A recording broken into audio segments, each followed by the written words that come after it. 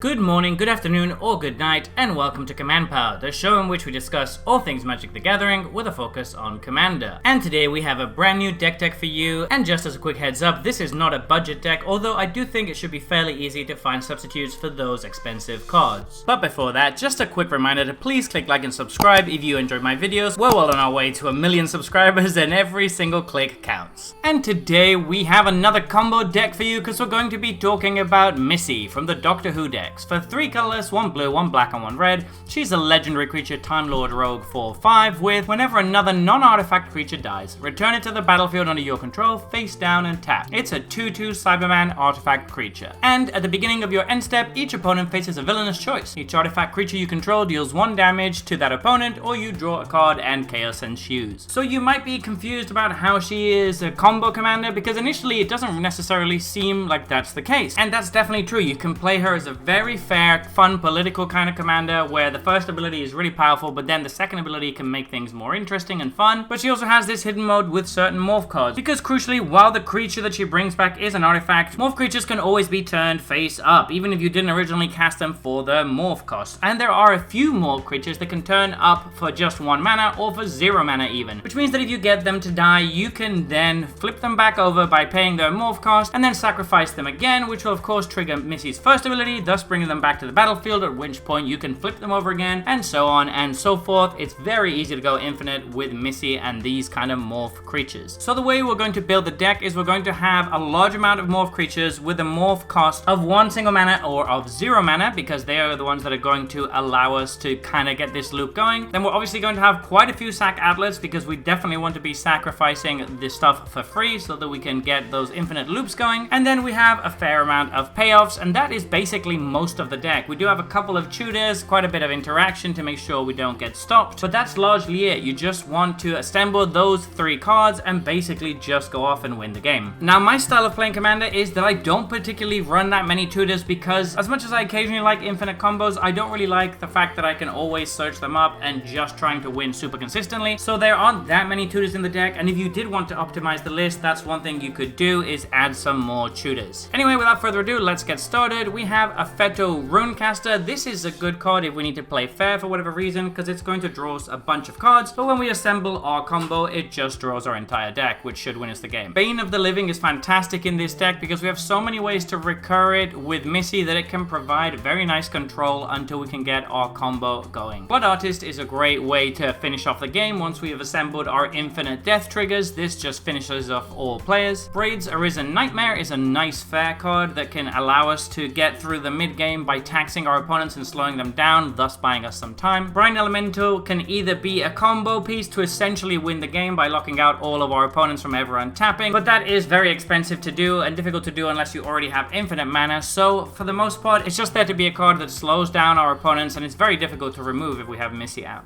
Canoptech Spider is really powerful in the deck, seeing as we're making all of these artifact creatures that are non-tokens, so they're all going to draw us a card when they come into play. Carrion Feeder is a great sack outlet that we can use for free. Coral Trickster is one of those morph cards that can morph for just 1 blue mana. That means that we have something like Phyrexian Altar out, we can just go infinite with it. It also untaps a permanent in play, which can be a land, so if we have a land that produces blue, which we should have, then we can also just go infinite with it. Demon's Disciple is another one of the fair cards we're running in the deck, just to slow our opponents down. We are also including Fleshbag Marauder, Merciless Executioner, and Playcrafter in the deck as similar versions of this effect. Dragon's Eye Savants is one of those morph cards that we can flip for free. These are the best kind of cards in the deck, and there's 3 of them. And this one is particularly good as well because we get to look at our opponent's hand so we can know if the coast is clear to kind of go off. Dulcet Sirens is another morph card that only costs 1 to flip. This one can be good in a fair game too, because it can essentially force our opponent's attack with one of their creatures. Grim Haruspex can be great as a fair card, but it's also one of our payoffs. It can draw us our entire deck if we have our combo going, and it can also draw us towards our combo if we have enough creatures in play. Board Ambusher is another one of those morph cards that can flip for free. This is the least good out of the 3, but it's still there for redundancy's sake. Iron Shaman can be great when we're playing a fair game in order to get some card advantage, but it can also just go off if we have ways to make 1 red mana. Ixidor Reality Sculptor can enable a rare beatdown plan if we have enough face down creatures, and then it's also just a great way to reuse creatures that we maybe don't have a way to turn face back up. Ixidron is a great card that doesn't really hurt us as much as it hurts our opponents. It's an excellent kind of board wipe effect in this deck. Cadena's Silencer is a great way to interact with our opponents. For just 2 mana, we can counter all sorts of different useful abilities with this. Teru's Spell Snatcher is a classic morph card that can wreak some real havoc on our opponents if they're unexpecting. Mahadi Emporium Master is a great fair card that can provide us with a lot of mana early game. Mixfire Weaver is a great way to protect an important creature, particularly Missy. Pitiless Plunderer can really enable us to go off. It's an absolutely broken magic card and is great in a deck like this. River Kelpie can be great as a fair card, but is also just another way to basically draw our entire deck once we get our combo going. Ruthless Ripper is the best of the free morph cards because it's actually a win condition in and of itself, which means that you just need a sack outlet and a black card in hand, and this just wins you the game with Missy out. It's incredibly powerful and resilient because once we have this in play, which our opponents won't necessarily know about since it's a morph card, we can just wait till they use removal on Missy and respond by flipping our Ruthless Ripper, which doesn't use the stack, and then just go off by sacrificing it. Sidisi Undead Vizier fits into the aristocrat nature of the deck, but can also be an excellent tutor to find any piece that we're missing. Skirk Alarmist is similar to Ixidor. It's more of a fair card, but it can still be good sometimes if we're comboing off. Stratus Dancer is more protection for our combo by allowing us to counter an instant or sorcery spell. Sir Conrad the Grim is one of our payoffs in the way we finish the game. It's so easy to win with this, even in a fair game, so this is just a great card. Vesuvian Shapeshifter can be really fun, and we get to reuse its ability very easily in this deck by sacrificing it. Viscera Seer is one of the best sack outlets in Commander, and it's fantastic that it also scries, which means that we can actually dig with this when we need to get closer to whatever we need. Voidmaid Apprentice is another great way to interact with our opponents by countering stuff. Voidmaid Prodigy does something pretty similar. It even has a built-in self-sacrifice effect, which is really strong, but we do also have quite a few wizards in the deck. Willbender is more protection and interaction, which should help keep our Missy alive. Yeheni Undying Partisan is one of my favorite sack outlets in Commander, and the fact that it survives board wipes just makes it so very strong. And Zulaport Cutthroat is another of our payoff cards that's going to win us the game when we've assembled our combo. For instance, we mostly just have interaction. The only couple of cards that I'd like to mention are Ghostly Flicker, which is a great way to protect against spot removal and can also just flip our morph cards over if we're trying to play more of a fair kind of game. The other card I'd like to talk about is Malakir Rebirth. This is obviously always very good in any deck where we want to keep a specific creature alive, and being able to protect Missy is just that good. For sorceries, Diabolic Intent is a great way to search up any card we're missing whilst also fitting in the theme of the deck, and Painful Truths should draw us 3 cards pretty consistently, which is a great rate. For artifacts, we have Altar of Dementia. This is one of the best sack outlets you can have because it doubles up as a finisher as well once you have your combo assembled. Really great card. Ashnod's Altar is another excellent sack outlet. It's a little bit worse than some of the others in this deck because we don't necessarily always have a use for the 2 colorless mana, but just the fact that you can sack anything for free at instant speed is good enough. Lightning Greaves and Swiftfoot Boots are both there purely to protect Missy. Relic of Sauron is a really good mana rock that's also going to double up as a nice way to draw some cards later. And moving on to enchantments, we have Goblin Bombardment. This is one of my favorite sack outlets as well because it's also a finisher. Just like Altar of Dementia, it could just be a great free way to sacrifice a creature and control the board, but it can also just win you the game once you have your combo assembled. Moving on to lands, we have High Market, which is great as another way to sacrifice stuff at instant speed, even if it's just a one-off effect. Inventor's Fair is a card that I include in so many different decks because it's just so good, and the fact that the creatures that Missy returns are artifacts means that this is very easy to turn on in the deck, at which point it can search you for a sack outlet or a finisher, which is great. Fire Action Tower is really expensive and not super essential, so don't worry if you don't have it, but it is just another good way to have access to a free sack outlet, again, even if it's only just once per turn. So there you have it, a really quick deck today, just talking about Missy and her interaction as part of an infinite combo. To me, this deck seems very redundant and fairly easy to assemble. Now, obviously, I am not usually a combo player, so you'll have to let me know in the comment section below if I'm wrong about that, but you could certainly optimize this more with more tutors to make sure that you get the cards you need to just go off. It seems quite strong, honestly, even though Missy does cost 6 mana. What do you think about this one? Are you as excited as me? Do you think there's anything I missed or any cards I shouldn't have included? Do let me know in the comment section below. I read all comments and respond to all of them too. And if you enjoyed this video, don't forget to click like or subscribe.